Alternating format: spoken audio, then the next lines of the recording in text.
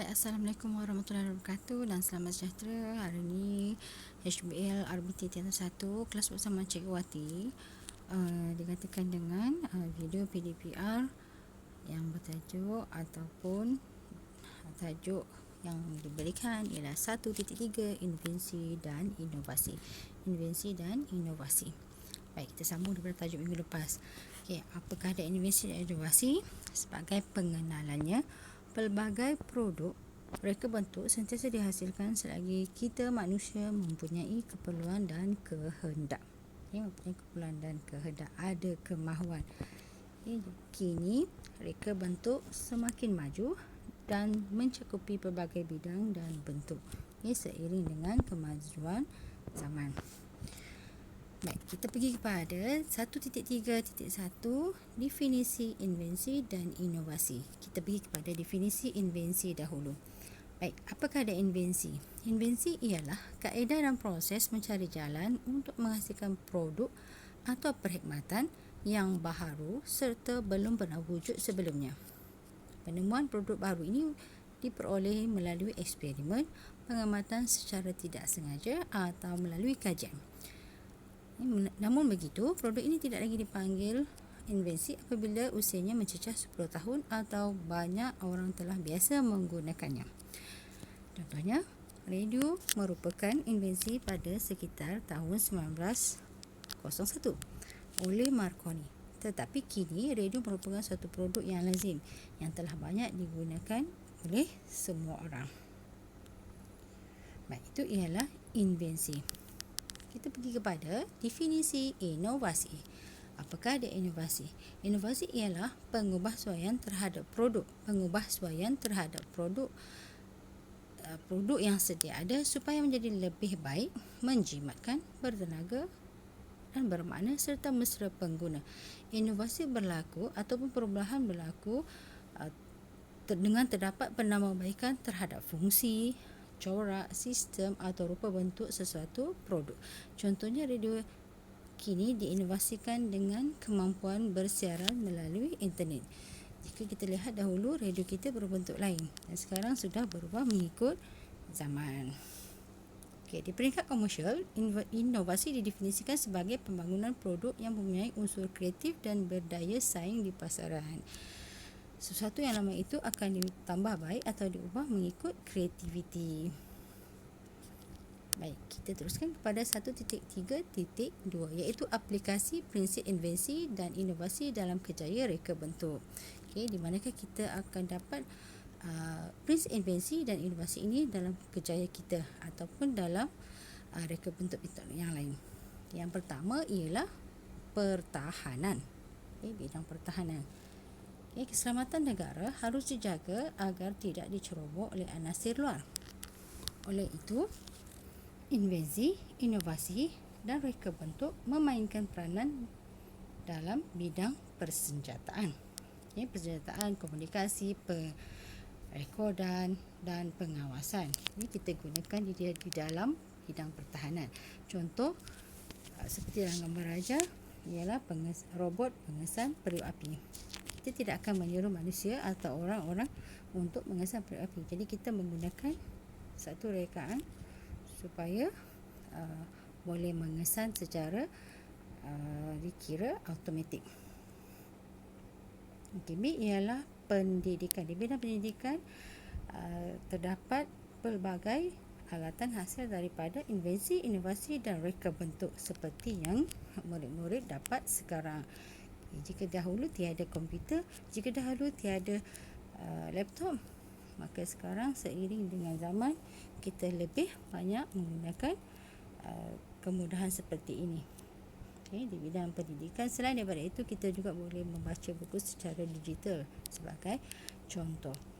Baik, C ialah kesihatan. Kesihatan, invensi, inovasi dan reka bentuk boleh digunakan dalam bidang kesihatan. Pelbagai jenis alatan kesihatan dan sokongan dihasilkan seperti peranti pengukuran tekanan darah.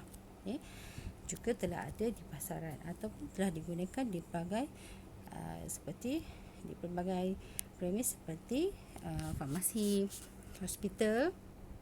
Pelbagai jenis ubat-ubatan, peralatan pengukuran tahap kesihatan dan jam pengukur degupan jantung. Okey, di bidang kesihatan kita banyak menggunakan alatan-alatan yang boleh dikatakan lebih canggih. Baik, yang keempat iaitu D, pembuatan. Pembuatan peralatan dari bahan-bahan berubah dengan ketara untuk memenuhi cita rasa pengguna. So, kini terdapat bahan baru yang menggantikan bahan lama yang didapati kurang cekap. Contohnya penggunaan gantian karbon untuk menggantikan logam dalam pembuatan kereta. Pada masa dahulu, untuk membuat sebuah model, mereka harus menghabiskan banyak masa untuk mengukur, mengerat, menggerudi, menyambung. Okay? Tidak seperti sekarang, kita banyak dengan menggunakan teknologi seperti teknologi pencetak 3D atau 3D dan pen 3D. Hal ini berlaku. Hal ini tidak berlaku lagi. Semua kerja dapat dilakukan hanya dengan menekan butang arahan. Baik, yang kelima ialah teknologi maklumat. Teknologi maklumat yang hampir setiap hari ada sahaja perisian baru yang dibangunkan. Semua ini ialah hasil aplikasi prinsip invensi, inovasi dan reka bentuk. Jika dahulu kita menulis dengan menggunakan papan kekunci dan pen stylus, tapi kini kita boleh menulis menggunakan jejari sahaja.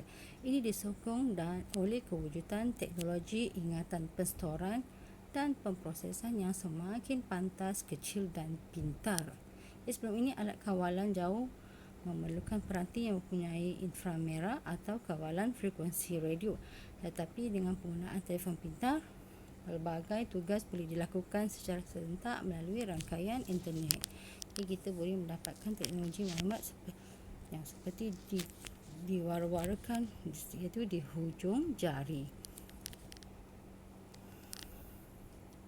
Baik, kita pergi kepada 1.3.3 invensi dan inovasi dalam reka bentuk terkini yang lebih terkini, iaitu telefon pintar pengesan gempa bumi. Okay.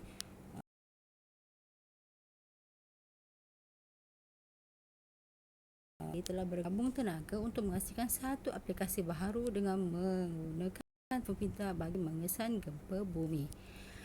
Aplikasi percuma Android ini dikenali sebagai MyShack. So, ini bermakna jika ada kesan ataupun mendapat siaran berlakunya gempa bumi, mereka akan terus mendapat dalam aplikasi yang mereka bangunkan. Aplikasi ini boleh mengambil dan mentafsir aktiviti gempa bumi yang berdekatan, menganggarkan lokasi gempa bumi dan menyatakan magnitud pada masa sebenar. Okey.